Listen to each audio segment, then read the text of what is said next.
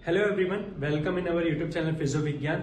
और elbow joint biomechanics हम पढ़ रहे हैं। एल्बो जॉइंट बायोमैकेनिक्स का पार्ट फर्स्ट आ चुका है और ये है पार्ट सेकंड, जिसमें कि हम एल्बो जॉइंट के मोशंस के बारे में बात करेंगे कि एल्बो जॉइंट कौन कौन से मोशंस आपके प्रोड्यूस कराता है, कैसे वो मोशन होते हैं, कौन कौन सी एक्सिस और प्लेन उसमें लगती है, वो सारी की सारी चीजें हम यहाँ पे देखेंगे। तो मोशंस ऑफ एल्बो जॉइंट में 1 डिग्री ऑफ मोशन ये प्रोवाइड कराता है जॉइंट। 1 डिग्री ऑफ मोशन में आपके कौन कौन से आ जाते हैं? एल्बो का फ्लेक्शन और एल्बो का एक्सटेंशन। ठीक है, डिग्री ऑफ मोशन का मतलब ये होता है कि 1 डिग्री में, मतलब कि एक एक्सिस और एक प्लेन में आपका एक ही मूवमेंट होगा, तो 1 डिग्री ऑफ मोशन होता है जिसमें क्या होता है? आपका फ्लेक्शन और एक्सटेंशन होता है। अब यहाँ पे एक्सिस कौन सी लगती है जॉइंट में? क्योंकि जब भी किसी जॉइंट में मोशन होगा तो वहां पे कोई ना कोई एक्सिस और प्लेन लग रही होगी। एक्सिस और प्लेन है क्या?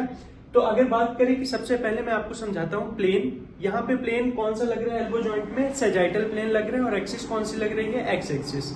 तो सेजाइटल जो प्लेन है, आपका जो सेजाइटल प्लेन है, वो सेजाइटल ही इस मूवमेंट में क्यों लग रहा है? तो अगर आपने एक्सिस और प्लेन अच्छे से पढ़ा है तो आपको ये समझ में आ गया होगा कि क्यों लग रहा है, बट फिर भी एक बार हम देख लेते हैं। एक रूल होता है मूवमेंट का कि मूवमेंट हमेशा प्लेन के पैरेलल होगा और मूवमेंट में एक्सिस कौन सी लगेगी? परपेंडिकुलर। मतलब कि जो भी मूवमेंट आप कर रहे हो तो प्लेन आपका पैरेलल होगा, मतलब पैरेलल टू द मूवमेंट आपका प्लेन होगा और परपेंडिकुलर टू द मूवमेंट आपकी एक्सिस होगी। ये हर एक मोशन में अप्लाई होता है रूल। तो यहाँ पे एल्बो जॉइंट में सेजाइटल प्लेन लग रहा है। सेजाइटल प्लेन क्या करता है? आपके बॉडी को 2 हिस्सों में डिवाइड करता है। ठीक है, लेफ्ट साइड और राइट साइड। मतलब कि इसमें कौन सी लग रही है? ये आपकी क्या है? सेजाइटल।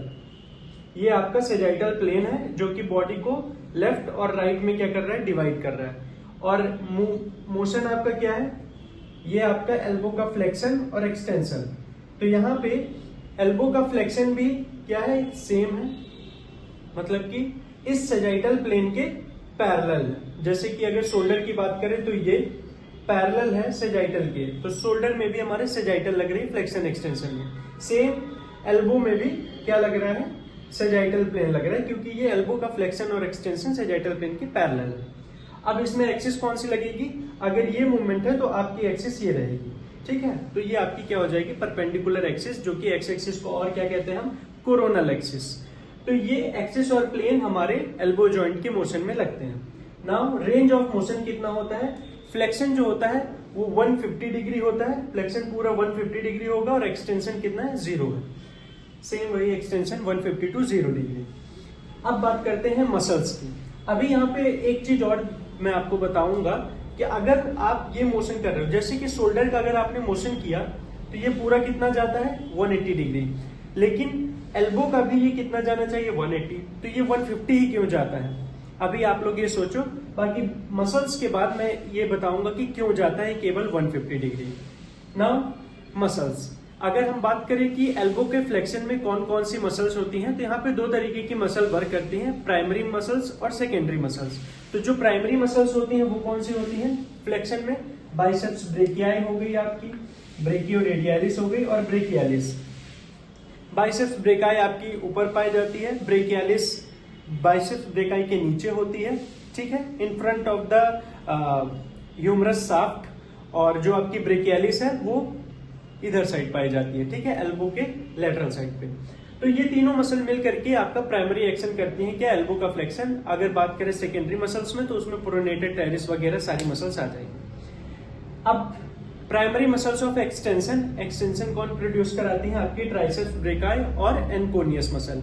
ये दोनों मेन मसल होती हैं जो कि आपके क्या करती हैं? एल्बो का एक्सटेंशन करती है। नाउ कि रेंज ऑफ मोशन जो 150 डिग्री होता है एल्बो में, तो केवल 150 डिग्री क्यों होता है वो देखेंगे।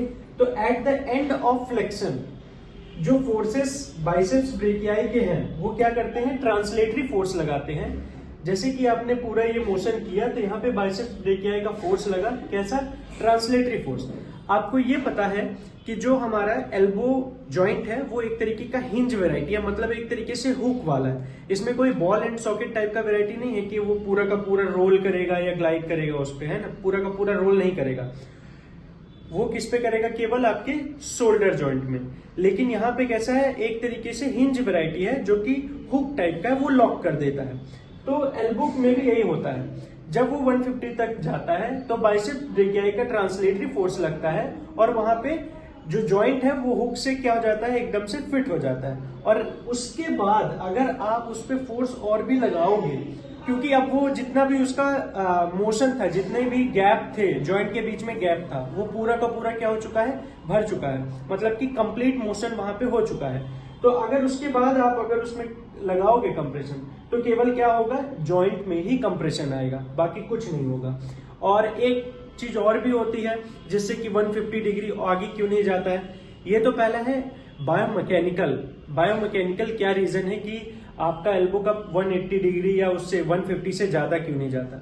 सेकेंड रीजन क्या है कि जो मसल्स यहाँ पे प्रेजेंट होती है, हमारी बाइसेप्स वगैरह, ब्रेकियलिस वगैरह, उनकी गर्थ के कारण वो एल्बो का फ्लेक्शन पूरा नहीं होता। तो ये दो रीजन है जिससे कि हमारा एल्बो का 150 डिग्री रेंज ऑफ मोशन जाता है। तो ये बहुत ही शॉर्ट वीडियो थी जिसमें कि हमने एल्बो का फ्लेक्शन और एक्सटेंशन बताया है। आई होप कि आपको ये फ्लेक्शन एक्सटेंशन काफी अच्छे से क्लियर हो गया होगा।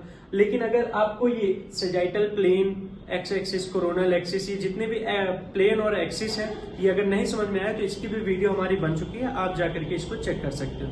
आपको ये वीडियो मिल जाएगी, काफी अच्छी तरीके से उसको हमने समझाया। Thank you.